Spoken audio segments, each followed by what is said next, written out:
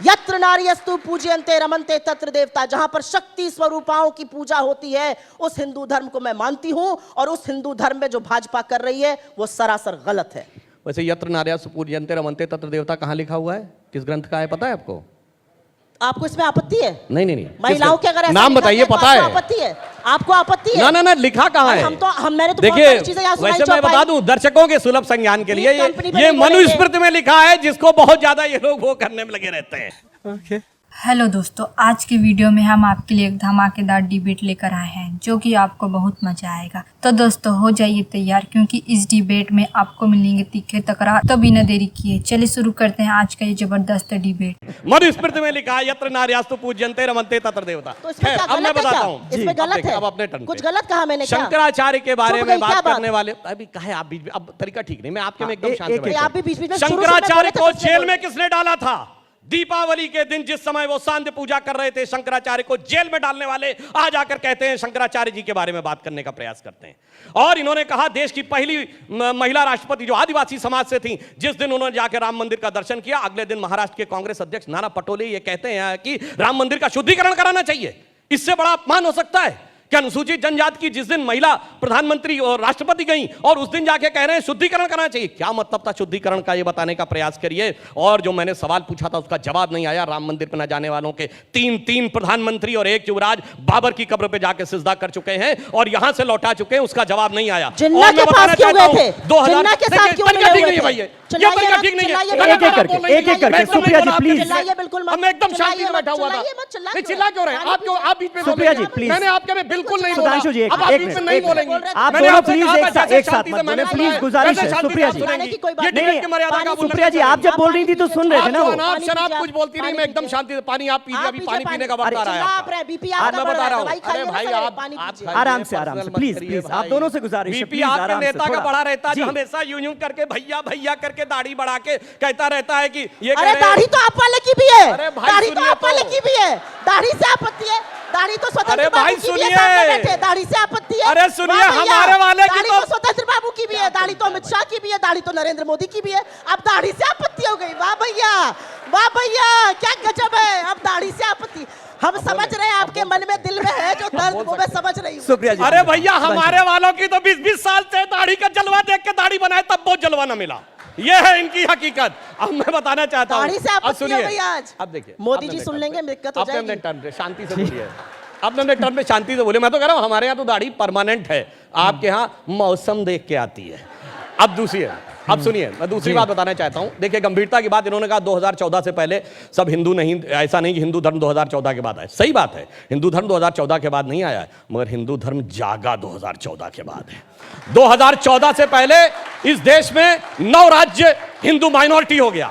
इस देश में दर्जनों जिले हिंदू माइनॉरिटी हो गए। इस देश में वो दौर था कि कश्मीर में कह दिया गया कि हिंदुओं घर छोड़ के चले जाओ, अपनी बेटियों को छोड़ के चले जाओ, और उसके बाद उन्होंने कौन से 9 राज्य हिंदू माइनॉरिटी हो गए? अब सुनिए, कौन से 9 राज्य? सुनिए, हाँ बताइए। नागालैंड, मिजोरम, मणिपुर हुए कि नहीं? हिंदू माइनॉरिटी हो गए। कितने राज्यों में यहाँ हिंदू माइनॉरिटी नहीं है?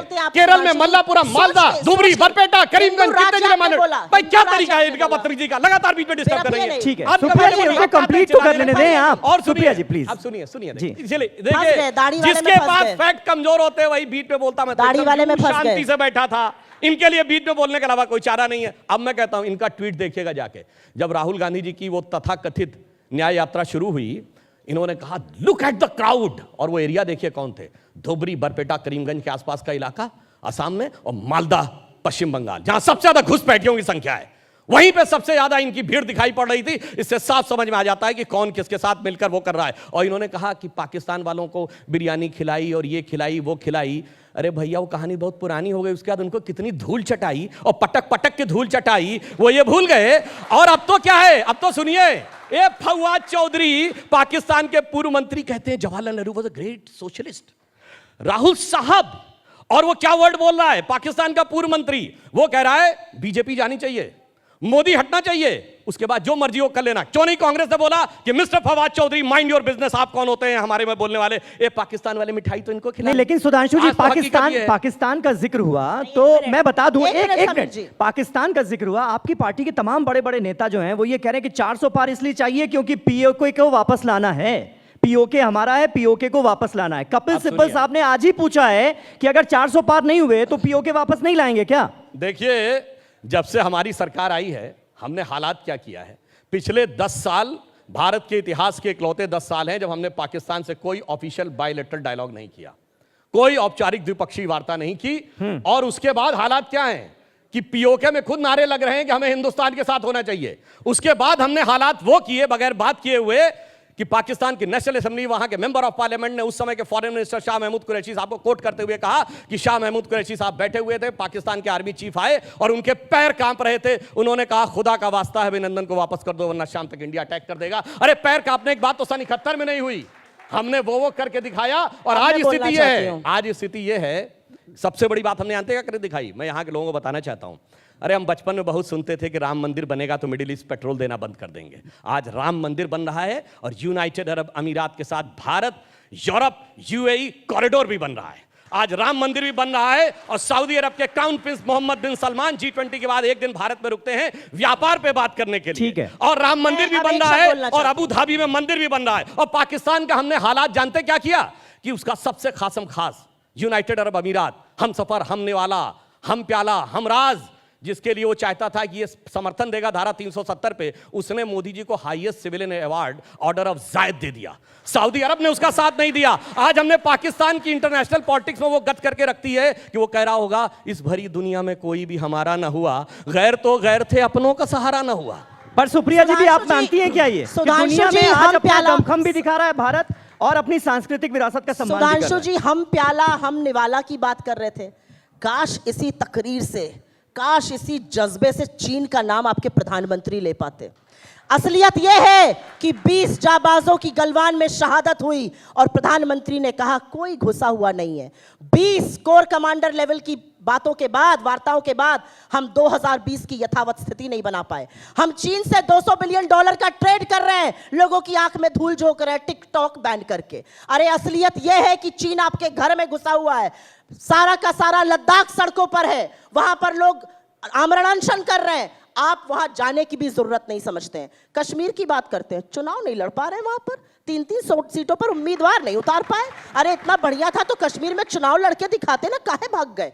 असलियत यह है कि पाकिस्तान की चर्चा होनी चाहिए जब पाकिस्तान के 2 टुकड़े किए इंदिरा गांधी ने सेना के शौर्य और पराक्रम के बल पर। सारा विश्व एक तरफ था, आंख में आंख डाल के पाकिस्तान के 2 टुकड़े करके बांग्लादेश को जन्म दिया। आपकी तरह कोई घुसा हुआ नहीं है कहकर चुप नहीं बैठी। चीन को सबक सिखाइए, मैं आज कहती हूं, पूरा विपक्ष आपके साथ है। चीन का नाम नहीं लेते हैं भाई। अरे वहां अरुणाचल में आपका सांसद कह रहा है अरुणाचल में गांव बसा रहे हैं। नेपाल ने अपने करेंसी नोट पर हमारी जगह लगा दी, हम चुप रहे।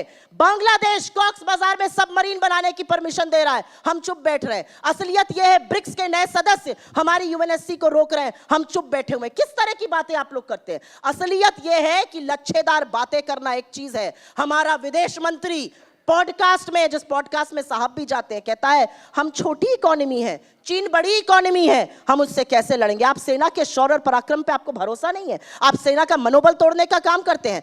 2020 की यथावत स्थिति ना बनना, बार बार चीन कहता है, आपका प्रधानमंत्री भी तो कहता है कोई घुसा हुआ नहीं है। चीन का नाम क्यों नहीं लेते हैं? और पाकिस्तान की बात कृपया करके वो लोग ना करें, नाम ले लूं, अनुमति हो तो। करके वो लोग ना लें पाकिस्तान का नाम, जो असलियत में पाकिस्तान जाकर जिन्ना की मजार पर मत्था टेकते हैं। ये काम मत कीजिए। चलिए, वक्त हमारे पास थोड़ा सा कम है। सुधांशु जी जल्दी से एक कमेंट आप। देखिए, अब मैं अपेक्षा करूंगा जैसे मैंने शांति से सुना है, अब जैसा मैंने शांति सुना वैसे सुनेंगे। देखिए, इनको क्या भरोसा है, गलवान में हमारे 20 सैनिक बलिदान हुए, गोली नहीं चली, हैंड टू हैंड फाइट में। और चाइना ने अपने एक भी मारे गए सैनिक तो छोड़िए, घायल सैनिक की भी लिस्ट नहीं जारी की। आपको यह आंकड़ा यकीन का लगता है कि 20 लोग हाथ की फाइट में मारे जाएं, उधर से एक भी मारा ना जाए, एक घायल भी ना हो? उस चीन के आंकड़े पे इनको भरोसा है।